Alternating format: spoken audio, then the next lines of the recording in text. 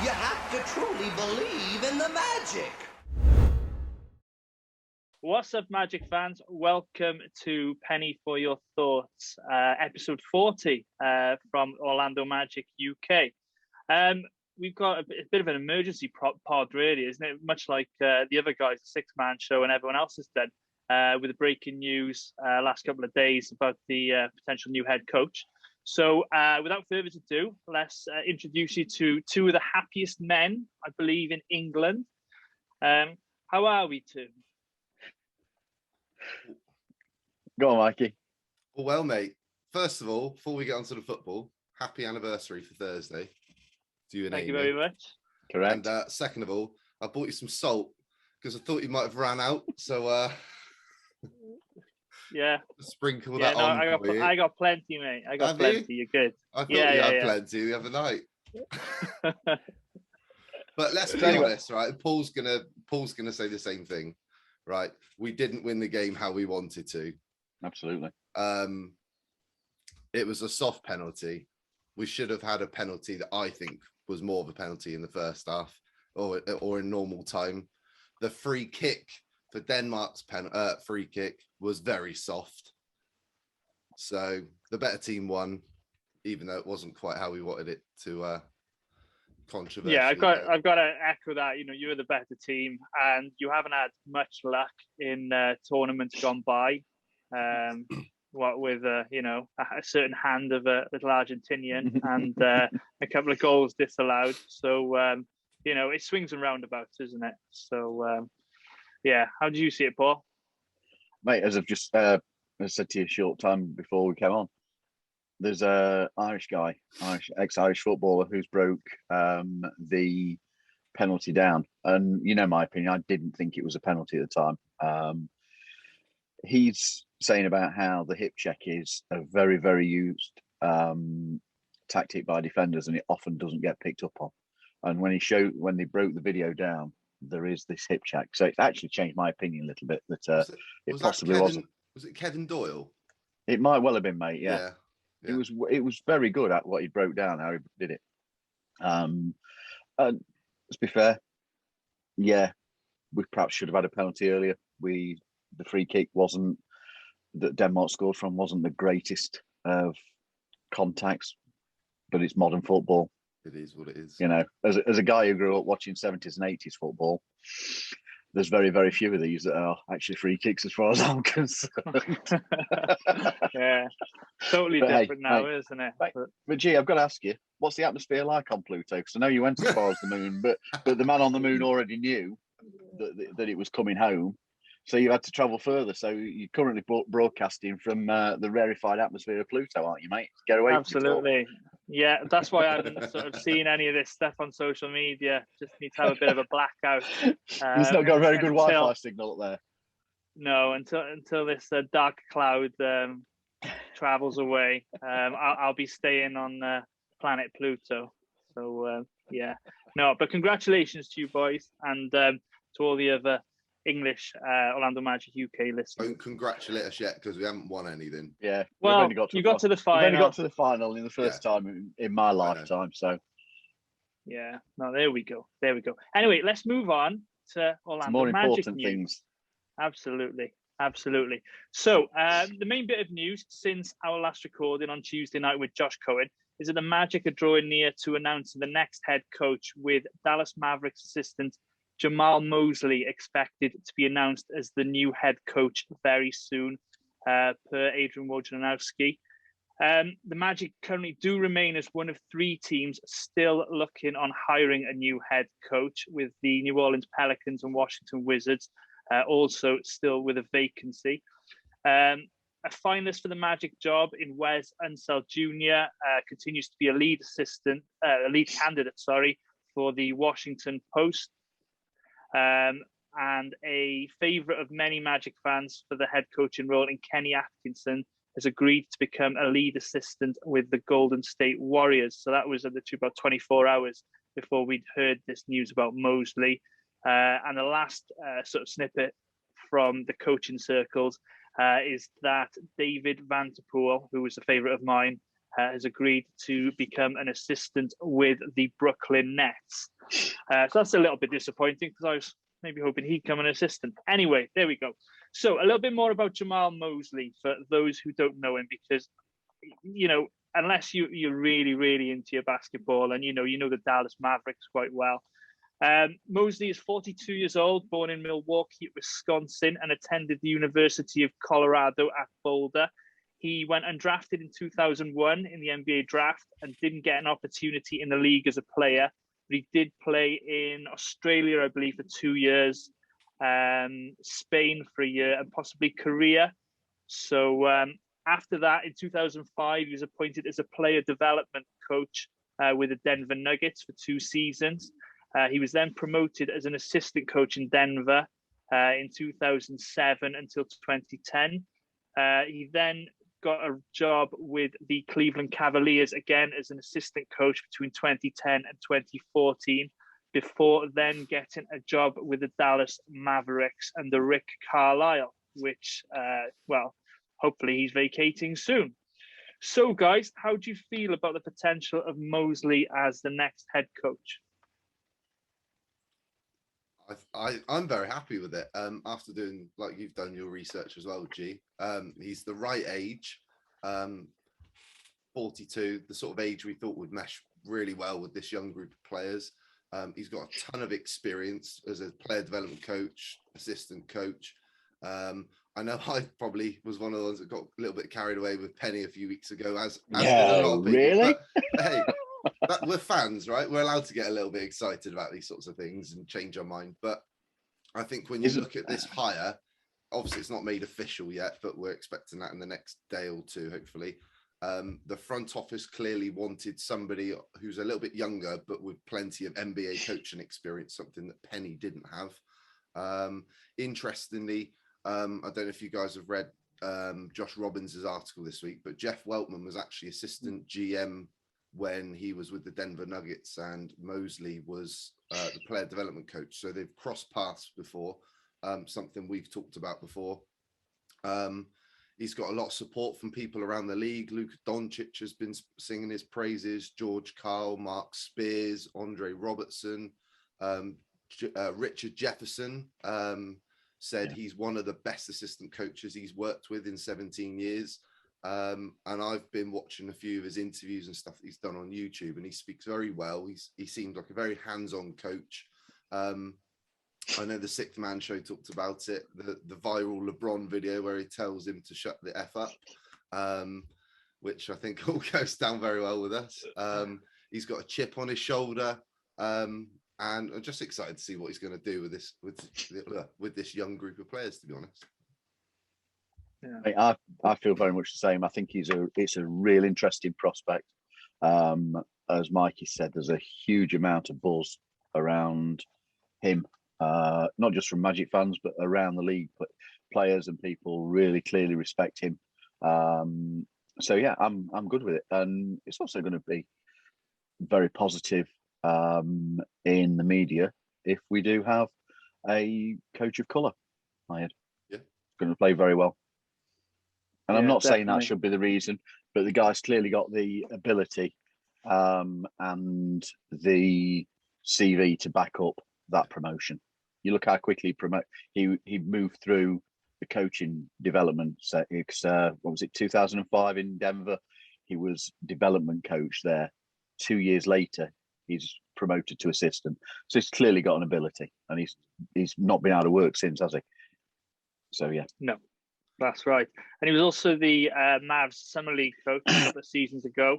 So he's had, some, albeit limited, head coaching sort of experience in the Summer League.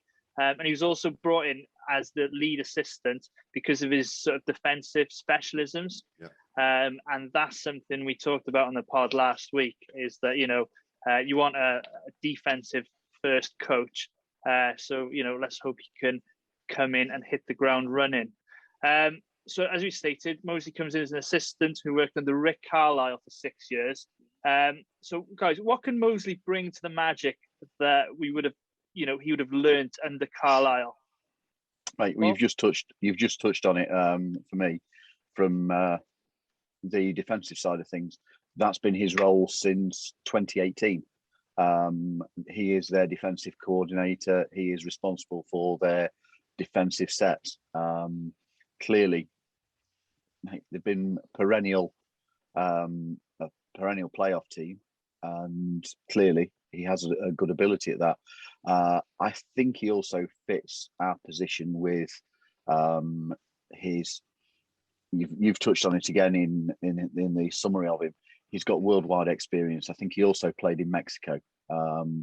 He's aware of other leagues. He's involved in the NBA to Africa program heavily. Assistant coach at the Cavs in 2010. If memory serves me, they weren't a bad team then, were they? They were quite a decent team, weren't they? Did we have a bit of a game with them around that time?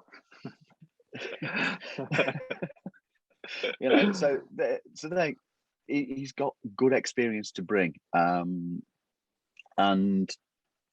he has an experience of being development coach, and clearly in Dallas he's been doing that. He's quite, as I read, been quite heavily involved with Luka. Well, okay, he came as a pretty polished player anyway when he arrived in the league because of his European experience, but the guy's developed. The guy has developed. He's took it to another level. So he seems to fit with our position and our timeline. At 42, this is going to be his first head coaching position if he does get the job, and we are still talking an if. And let's be fair, as we've already said, he's worked his way through the ranks. So coming up and learning the craft, he's learned under a very, very good coach in Rick Carlisle. So I think he will have picked up an awful lot. Rick Carlisle's a good coach. He knows how to motivate players. I think we've actually landed on somebody who could well be a bit of a diamond in the rough. Yeah. I think working with George Karl and Rick Carlisle, I think he's going to be very well prepared. He's going to get the players working hard. He's going to be somebody, and you can see this from the way he talks, he's going to be holding players accountable. Oh, yeah. Holding account. And I think, like we said, we've already talked defensively. One of the interviews I watched, he was on about one of his main coaching philosophies is building relationships, developing a feel for your team and who you've got on your roster, and about putting these players in the best position to succeed, which is something that we've heard Jeff Weltman talk about since the day he's been here, really. But he's always on about fundamentals, and I think we're going to see a lot of that. So making sure you're staying on players, so especially defensively, guarding your man, making the right play, making the right read, when to help, when to switch, all of that. I think that's something he's going to be very sort of keyed in on. And I think the other thing Paul said about him playing overseas is if they're not playing up to the expectations that he's setting for them, he's not going to hold back and turn around and go, well, if you're not going to work, you're going to be out of the league in a year or 2 years, because things can quickly change. So I think there's one or two players we could probably think of that need a bit of a kick at the backside, but maybe they also need a bit of an arm around them as well. Who knows? So I think, I think defensively we're going to be set up well. We're going to be tough to play against, well prepared, well organised, and we just got to build upon that, really. It feels like it could be a nice continuation from Coach Clifford. Yes, definitely. Yeah. Interestingly, though, I was listening to the Mavs podcast when they had their vacancy, and a lot of people were putting him forward for the job before Jason Kidd got it. So I know there's a couple of disappointed Mavericks fans, and like you guys have said, he's very highly thought of. Yeah, I know Luka openly come out and basically said I'd be happy with him as a head coach if the Mavs took him on, which is a massive endorsement. Yeah, massive endorsement. I would say it's one of these names that I think we all said originally that don't be surprised if it's somebody that you've not necessarily heard of that comes into the frame. I expect somebody that we've had that one of the two guys from our front office have had some form of connection to. I think we always expected that. And don't be surprised if it's a name that hadn't been linked with us previously. So yeah, I feel quite positive about this. I do like it. I do like the idea of it. Yeah. So moving on, if he does get the job, what assistant coaches would you guys like to see? Now, bearing in mind the Mavericks, We've all got the same answer. I know we probably have, yeah. But the Mavericks, Jason Kidd's going to be bringing in his own staff. Let's be honest; they might keep one or two. And the names of the assistant coaches, obviously, Darrell Armstrong's the one on the tip of our tongues. No, who'd have thought? Mike Weiner, Zach Guthrie, and Jenny Busek were the other assistant coaches. So you'd think that potentially one or two may come over also, because I think the Mavs are going to bring in JJ Barea and Jason Terry as part of Jason Kidd's staff, from what I read. So obviously we all want Darrell Armstrong, don't we? Yeah, right, of course. And then after that, for me, you probably want somebody, maybe an ex-head coach, a bit like what Atlanta did with Nate McMillan when they had him as an assistant. Okay, he got the head coach job thereafter, but there's, I'm sure there's a bunch of coaches there on the scrap heap at the moment that could do a fantastic job as an assistant or a lead assistant. So any other thoughts to that, guys? I think we've already got one on the coaching staff now, Ty Corbin. I don't see why he shouldn't be a candidate. He's played in the league. He's been a head coach. He's been an assistant head coach. He already knows this group of players. Obviously, we don't know the ins and outs of what assistant coaches do on a day-to-day basis, but looking from the outside in, why he's the perfect fit to me for somebody like Mosley or somebody of his sort of experience. Couple other names, maybe Mike Brown or Terry Stotts, possibly. But I think that experience is going to be very important for somebody who's a first-time head coach. Do they feel like too big a names to be sitting in the background? And sitting in the background is probably a bad phrase for it, but you know what I mean. Yeah, I think that not taking the limelight. No, I know what you mean. But maybe someone like the old Pacers coach who got let go. He's had 1 year's experience, and he's So I don't know. I don't know what he's going to do. So, I mean, this is where I've got to be honest. This is, of the things that he asked us, this was the one I kind of found hardest, because he doesn't have an NBA pedigree playing wise. So you can't look and think, right, well, he worked closely with such and such and such and such through the years. It's all coaching with the NBA for Mosley. So yeah, Darrell Armstrong is the very obvious one. I think as a fit for the Magic, it would be perfect if we could get him to come in as an assistant. I can't remember who it was when we had them on who said that we needed somebody who can inspire players and attract players to the team. He is one of those people. He is one of those people that could do that. He's an Orlando Magic Hall of Famer. Cracking. Be a cracking assistant. I think it was Anthony from the Ozone podcast. I think it was. He was talking about Penny coming in as the head coach. Yeah. Having that. So knowing the organisation. Yeah. Yeah. So Darrell fits that. I do very much like the idea of somebody, one or two remaining from the previous staff, such as Ty Corbin, to help with the transition. That they already know the workings, that they already know the strengths and weaknesses of the players. You're probably in a better position to hit the ground running.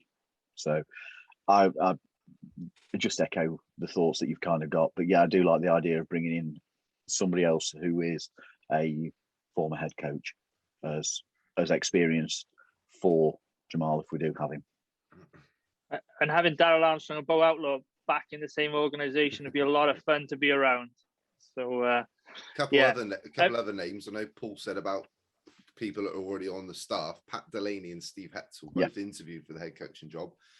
From what I've read as well, they've got a lot of fans around the league with other coaches and stuff like that. I think the only thing that might possibly stop them staying on is if Steve Clifford goes and gets a head coaching job, and they'll go with him, I'd imagine.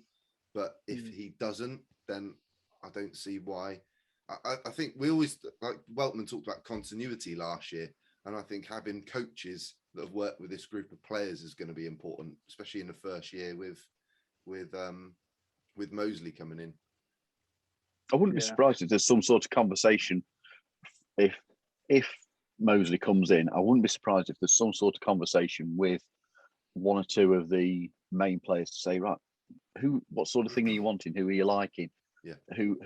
What works for you? So as he gets an idea, so as he does bring in a balanced staff that works well with the playing staff that we have. Yeah, definitely. So what would you deem a successful season under Mosley come next April after the end of the regular season, guys? Honestly, let's be fair, we're still likely to be in the lottery contention again next season, aren't we? Regardless of what happens, coach hire or draft picks, whether we trade up or whatever. Let's be honest, we are expecting to be a lottery team again. So as far as I'm concerned, I want to see good development of our youth. You want to see Cole come on. You want to see RJ grow. Apparently, he already has done that, hasn't he? 3 inches. Yeah, that's hell of a summer. I'm going to say that lad's been getting some serious manuring on. That's amazing. But yeah, that's the sort of thing I'm wanting to see. Good development. Those positive shoots. You wanting to see us be competitive. You wanting to see us have good understanding as a team. Starting to see that the working from the backcourt through to the front, good continuity of play, a good understanding of what the coach wants, and as the growth of the players. Yeah, we all want to see us back in the playoffs. Is that necessarily, if we got it next season, is it too soon? Could be. Who knows? I just want whoever comes in to be given a couple of years of no pressure to allow them to develop the team. I won't judge this coach a success until I wouldn't look at it until 2 years' time. I think we're setting, if we start setting goals of what's a success, it becomes very difficult. You do start to have, well, are you developing? Are you wanting to win games? Are you wanting to push for the playoffs? Are you wanting to get into the playing game? Or if you fall short of that and you're looking at being one of the worst records again, which is where we've been, is that a failure? It's a failure as far as wins are concerned, but it's not necessarily a failure if the team are growing. And I'll tell you what I want: an injury-free season. There you go. You just took the words. Do you know what? That's top of my list. So as we can actually see what we've got. Yeah, that was top of my list. Getting through the season without any major injuries, because if the players can't practice or play, they're not going to develop, are they? I think another thing, getting Isaac Foltz back on the floor. I think we all somewhat expect Isaac to come back, maybe at the start of the season or early on in the season. Foltz later on, maybe after Christmas into the new year, and then hopefully at the end of the season, we can see some of the group of these players starting to put something together that we can carry into the following season. And then, as Paul's talking about, that second year we can use then to start figuring out who do we want, who's going to be our starters, who's going to be our rotation players, who else can we bring in to sort of fit that mold of what we want. And then that following year is when we're going to hopefully try and push on from there. This first year is about building an identity. Exactly.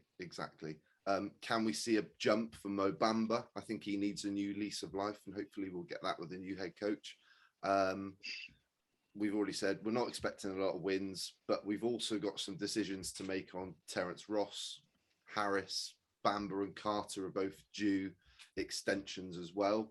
So we want to see at least one of those guys develop into something, because we've got a big decision to make either at the deadline or next off season with them. So we'll see. We're not expecting it to translate into many wins this year. But I don't know. If we play hard, we play defensively. If we play well defensively, is the play-in tournament within reach? Possibly. This is just. I was just going to say, I agree with everything you guys have said, but I would like a couple of meaningful games. Yeah. So if you're in and around that 10-11 slot, and you got a couple of games that have got that playoff atmosphere, that will only help the players down the line. So you've got that pressure cooker situation, and then we can see how they handle it. So if we can, like you guys have said, we're not expecting many wins, but if the East is what the East is normally is, it's a little bit weaker than the West, and you've got an opportunity to get into the play-in, then it's experience, isn't it? So this conversation is going to be an awful lot easier once we've had the draft and then once we've had free agency, because we don't know what we're looking at as a squad yet. No, we don't really know. It's at the minute. Josh said it. It's throw everything at the wall and see what sticks at this moment in time. We have a lot of nice pieces. Let's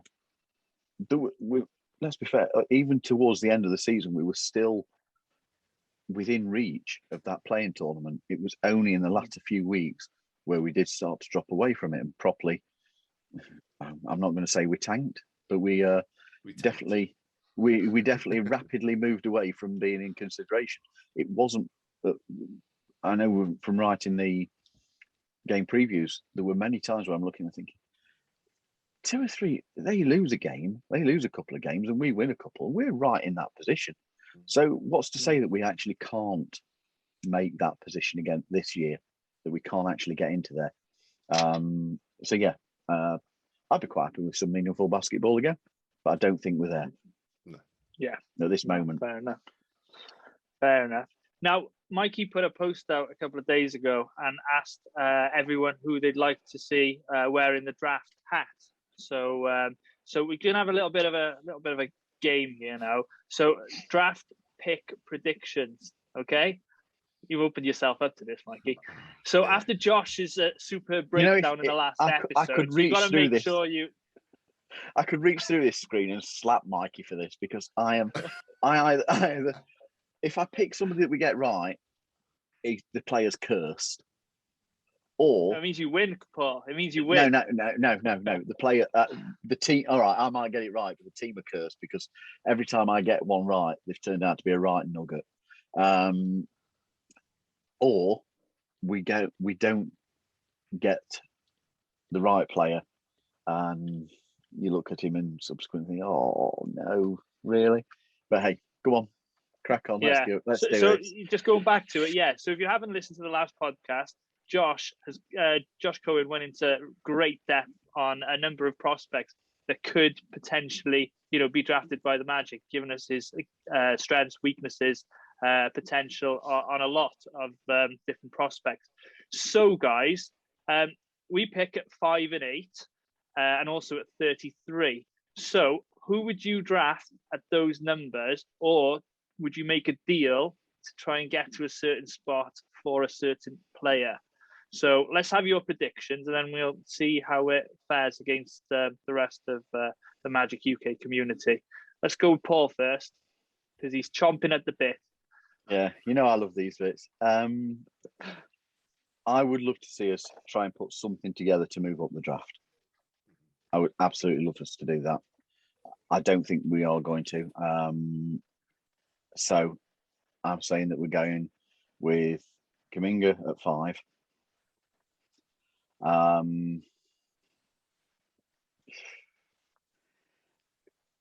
I'd be tempted to say Wagner at 8, but that would be too drafting 2 in the same position, so I don't think that'll happen. Let's go for the guy from Turkey, Sengun, at 8, as a centre. And I didn't know we were doing 30 odd. So anyone. In fact, I tell you what, we'll put a package together involving that one and a couple of, and Mo Bamba and something else, and we'll get Kay Cunningham at 1 when we move up. There you go. Do you think that'll work? Mo Bamba and the 33rd pick for Caden. I don't know. We want to get the Detroit Pistons UK on and see if they'd bite. I doubt they would. How about you, Mikey? In defense, right? I was just giving for people something to talk about on Twitter. I wasn't trying to stitch anyone up. Well, I've stitched myself up here. Kuminga's the obvious pick at 5, I think, if he falls to us. At 8, I think you've got to go for somebody like Kispert or Moody. We need shooting. I think you need somebody who's probably a little bit more of a ready-made prospect, whereas Kuminga's got a lot of development still to do. So I'm going to go Kuminga and Moody. That's going to be my 2 picks. And I don't think we're going to pick 33rd. We're going to trade it.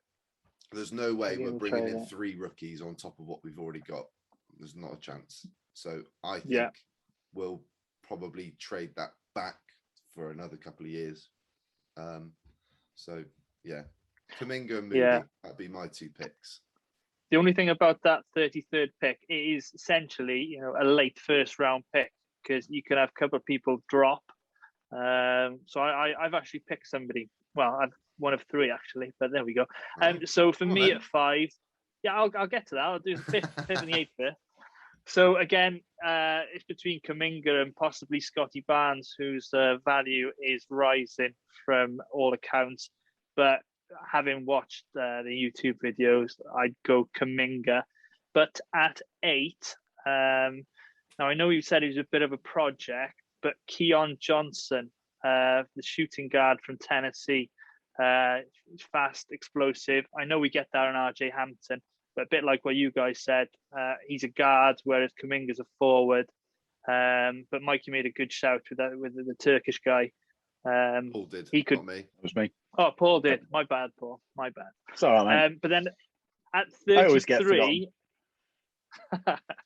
at 33, there's a guy called Jackson from Kentucky, 6'10" forward center, comparable to Mitchell Robinson. As a 3rd stringer, you could bring him in if you want to just get the roster padded out. But then there's a couple of others that were mentioned by Josh Christopher, shooting guard from Arizona State. There's another guy, a Croatian fella, Rocco Perkan, I think, 6'9", forward. But again, we're about to have him then, aren't we? I'm just looking through the list to see who's got the hardest name to pronounce so we can draft them just for Paul. And you agree it's him? Yeah, I'm going with that, G. Yeah. Okay, cool. Yeah. All right. Do you think we're going to trade up, G? I'd like to, but I can't see any of the top 4 budging. So I'm hesitant to just try and put something together. And you guys know I quite like Mo Bamba, and we've mentioned it earlier in the pod. He's got an opportunity now with a new head coach. So let's see what he can do and try and get into his potential. So I wouldn't move him just to move up a couple of places. That's one of the reasons I wonder if we'd go for Sengun. He's played internationally. Is it 18, coming up 19, something like that? Played internationally. I think he's in, is it Besiktas in Turkey? So he's got experience, and is he somebody who can push Mo in that position? And if it gives us a ready opportunity to make use of an asset as well. If you ask me, if we draft Sengun, I think Bamba's getting traded before the season starts, because you need a veteran centre to come in and play behind Wendell and Sengun, personally. So I wouldn't be surprised if they drafted him maybe 8th or in and around there. I would expect Wendell or Mo to probably be moved. You guys agree? Yeah. Best one in the world. I think that Mo's on his way. I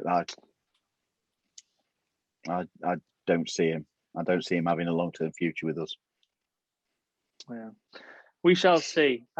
So we will be having a draft party of sorts, like a little bit like we did with the lottery. So keep your eyes peeled on all the socials for details of that. That'll probably be happening next couple of weeks. Mikey, do you think? Yeah, I'll probably post it the week before, because what we got now is just under 3 weeks to the draft. So yeah, same principles before. Hopefully we'll get a few more people involved. I think Dan Savage has already messaged me to say he's happy to come and join us. So hopefully we can get some more guys on from the Magic. That'd be cool. Brilliant. Good stuff.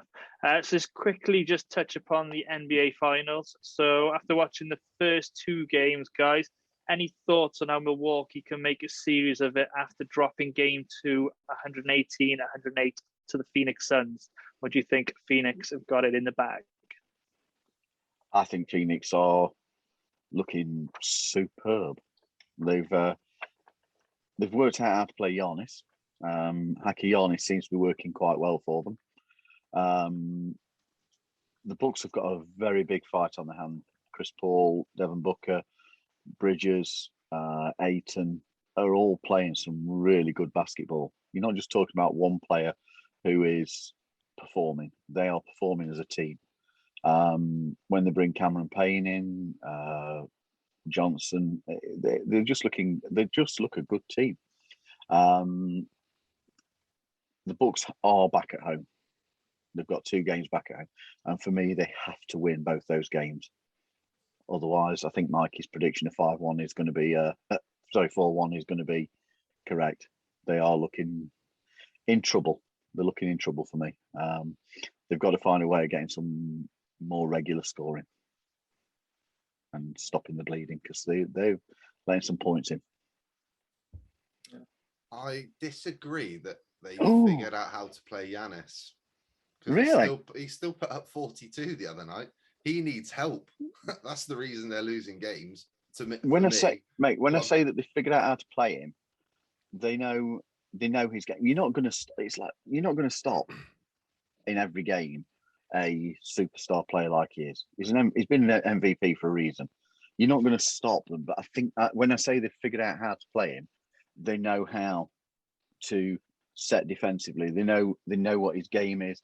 They figured out that if you foul him, he's instead of letting him get to the line, get to the basket and drop 2 points on you, they know that by fouling him, they're potentially going to only get 1 conceded.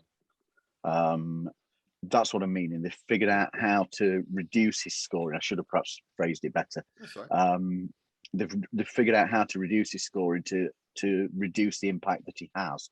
It's still going to. You're never going to stop certain players. You can look at LeBron and Anthony Davis, Kevin Durant. These players are always going to put points up. They're always going to score on you. All you can do is you let him get his and you defend everybody else. We saw it when we had Dwight years ago, didn't we? Teams used to play us and go, right, we'll let Dwight get his numbers and his stats, but everybody else, we're going to stay out on the perimeter. We're going to guard the 3. Sorry, Paul, go on. No, it's all right. Carry on, mate. It's fine. I do genuinely think that they've worked him out, though. I do think they've worked him out on how to reduce his impact. Yeah. I know I texted you yesterday and said I'm feeling fairly confident about my Suns in 5 prediction, but I will say this: the Nets series, they looked down and out after 2 games against Brooklyn because they were 2-0 down. And then Bud made his changes, made his adjustments, and they turned up and won the series in 7.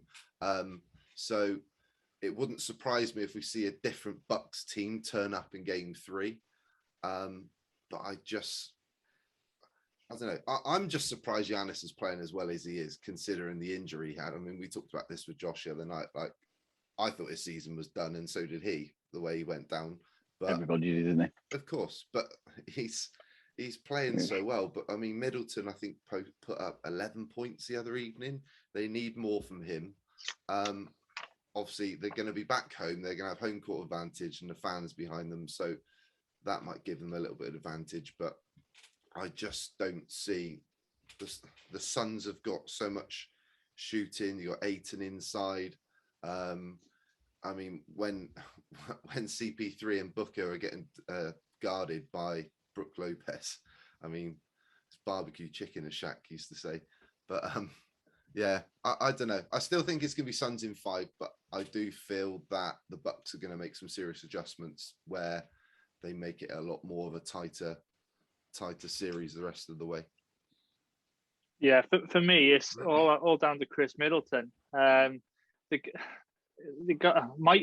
He's actually Rich Barrett's favorite player. So shout out to Rich there because he loves Chris Middleton. But Middleton, yeah, he can be great, but then he just goes missing, and then he gets slated by the media, and then he comes good again, and you think, all right, he's going to be okay, and then he has another rubbish game. So it's almost like you need to be a bit more consistent. When Milwaukee and Middleton play well, they win. But if Middleton doesn't turn up, Giannis hasn't got enough help. So a bit like what you guys have said, the Suns' defense is keyed in on, stopping the others as well as, clogging the lane and letting Giannis have his. So not all over yet. Key that they win the next 2, Milwaukee, on their home court. I'm still sticking with Phoenix in 6 for now. It'll be interesting to see how Phoenix respond if they go down big early in the game and they're having to chase a deficit, whereas the Suns have been getting that halftime lead and the Bucks are having to do all the work, aren't they, in the second half? So they have chased the lead in the last game, though, didn't they? The Bucks came out and put a decent lead on. I think there was a good 10, 15 points lead that they got. It's far from over. It's far from over, but for me, they have to win these next 2 games, and they have to find some consistency on the road. Something to silence the crowd, because they're having a hard time. They're having a hard time on the road. There we go. So thank you, guys. As always, for all the latest news, follow Orlando Magic UK on Facebook, Instagram, and Twitter. Please subscribe to the podcast on Apple and Google Podcasts, Spotify, and YouTube by searching Penny for Your Thoughts. Please visit our website at orlandomagic.uk.com and use our affiliate links and 10% discount code with Magic UK 10 on Fanatics for all your merchandise needs, including Stanley Cup champion Tampa Bay Lightning jerseys, t-shirts, caps, whatever. Also, you buy England shirts if you wish, or Italian shirts if you like. Scott. No, they didn't do Denmark, did they? They didn't do Did they not? Right? No, they'd be heavily discounted now. Oh, very good, very good, very good. So until next time, guys, Forza Italia. Oh no, we're not finishing it there. We are not finishing it there. Go on, Mikey. Go Magic.